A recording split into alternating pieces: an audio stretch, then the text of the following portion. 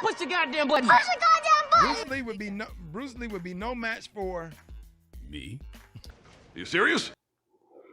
An actual fight, Bruce Lee and Jackie Chan. I think Jackie Chan would win. Ah, fuck you. Let's not jump to conclusions. Welcome to The Real Truth, where we review movies, fight scenes, everything with common sense. Michael Jai White versus Bruce Lee. So this is a topic that came up years ago, but then resurfaced recently. Could Michael Jai White beat Bruce Lee? And Michael Jai White says he could. And I've heard arguments on both sides, but I haven't heard any arguments yet using common sense. I've heard people for Bruce Lee say, it's Bruce Lee. Bruce Lee's the GOAT. That's not enough. Michael Jai White's big and strong. It's not enough. No one's using common sense, so we're gonna do it today. The day of redemption is at hand! In order to do so, I'm gonna have to unfortunately expose martial artists in general. Okay? Referring to what Michael Jai White said so flippantly, that he could beat Bruce Lee without, he didn't even have to think about it. He just, didn't even have to think about it. Me? Michael Jai White, I have a question for you. Do you think that you invented jealousy, penis envy, or ego? You think that you are the first man born on this planet to have those things? Narcissism. Really?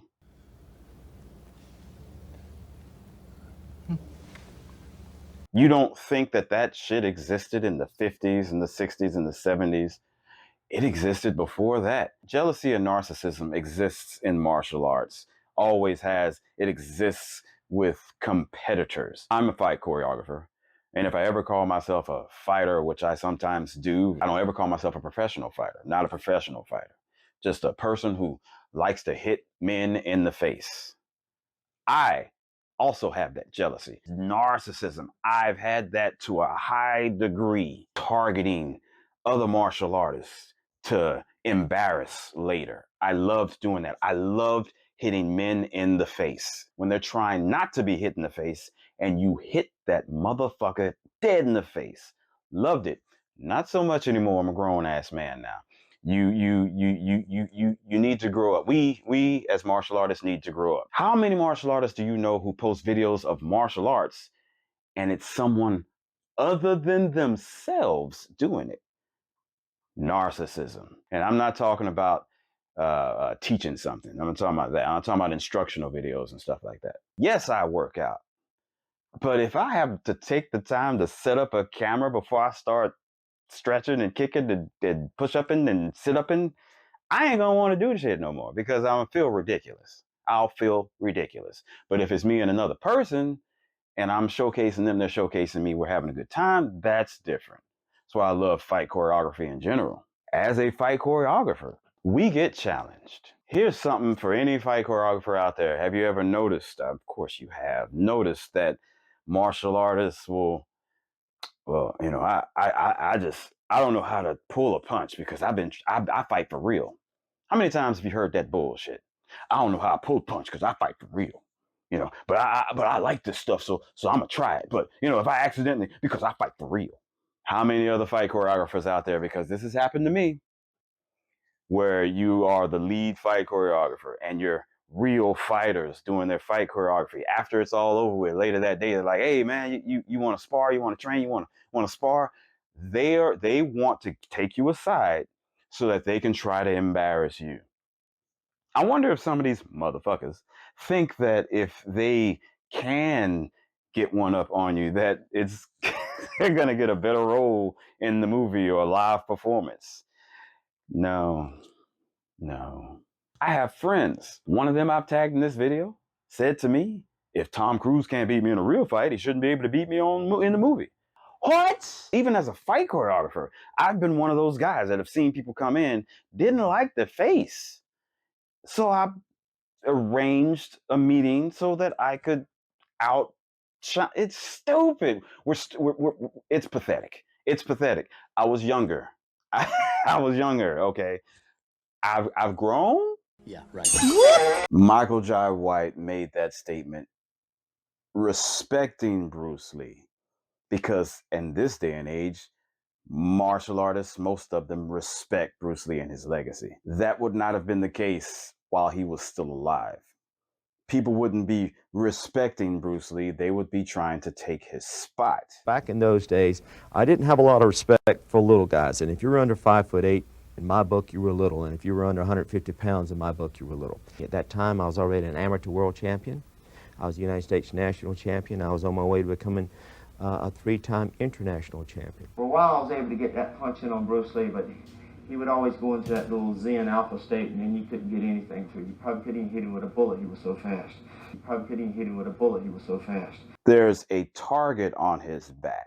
Michael Jai White didn't point out these nuances because it wouldn't help his argument. I know who Bruce Lee sparred with. Yeah. I know. They won't tell you. But I know people he sparred with. I never mention their names either. But Bruce Lee was untouchable.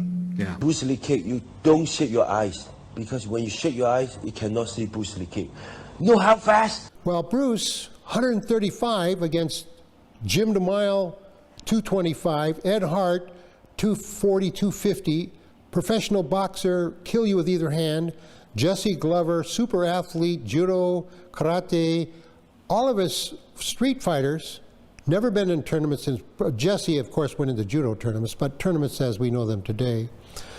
Bruce could beat us all.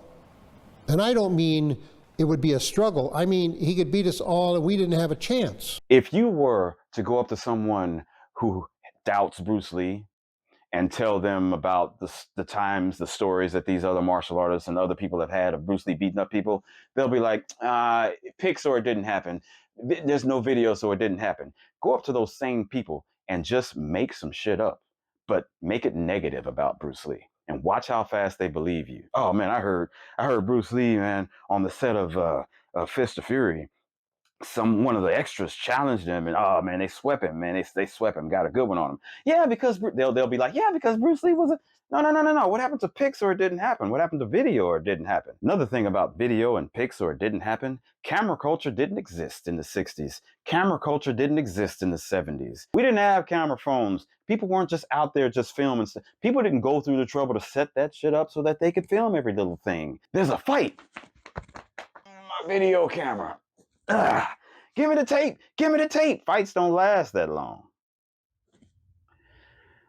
But these people aren't going to bring that up because once you involve common sense, their side of the story starts to break the fuck down. Why would you ignore all those stories? A lot of these people were champions.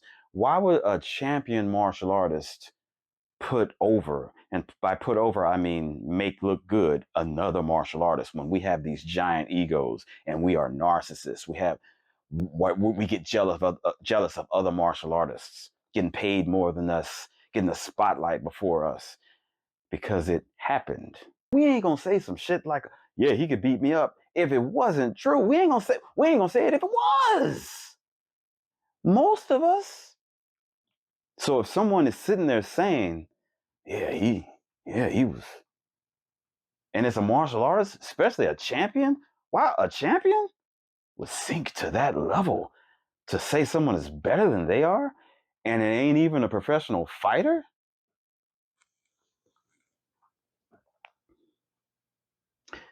Racism. Bruce Lee is not white.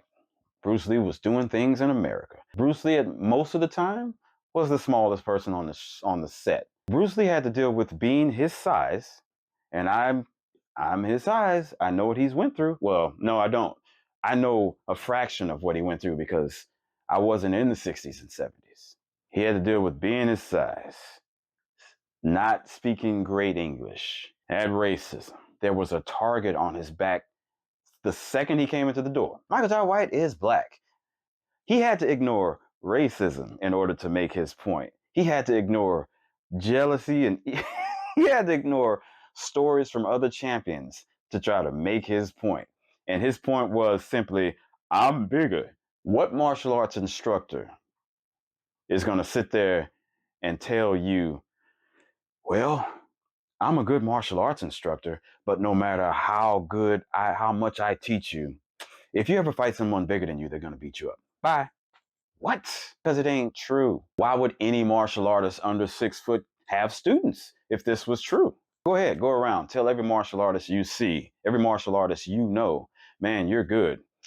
Too bad you can't be somebody bigger than you that is also good.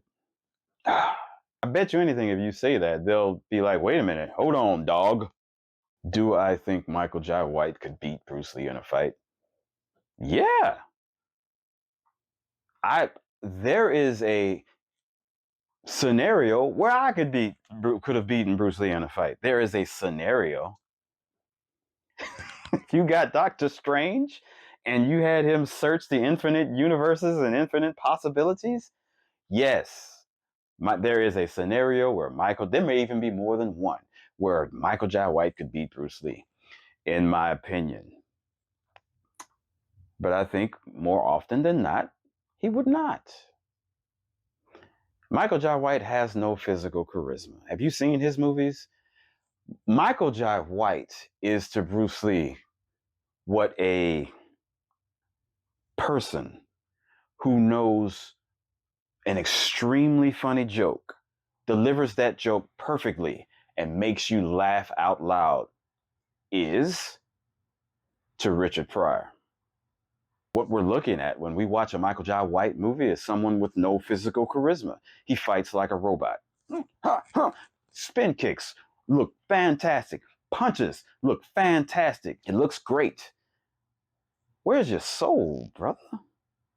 You watch Bruce move, watch Donnie move, watch Jackie move, watch Van Damme move. That guy can dance, can't he? That guy can make love. Physical charisma, homie, you ain't got it. But you're a badass martial artist. You are Michael Jai White. There are going to be people who think like robots. He's bigger. He answered the question like a robot. Well, I'm bigger and I'm also good. So yes. Nigga, the people who said Bruce Lee was the shit, the champion martial artist, I don't even think Michael Jai White could have beaten them. I don't think he could have beat Jim Kelly. I don't think he could have beat these guys. I don't think he could beat Chuck Norris. You might not even be able to beat Van Damme. But to end it for me, this video, we'll never know, but in my opinion, it's Bruce. And it's a bunch of other people before Mike. That's the real truth. Till next time, peace. Damn, I'm good! Can you feel that? Huh? Can you feel it, Captain Compost?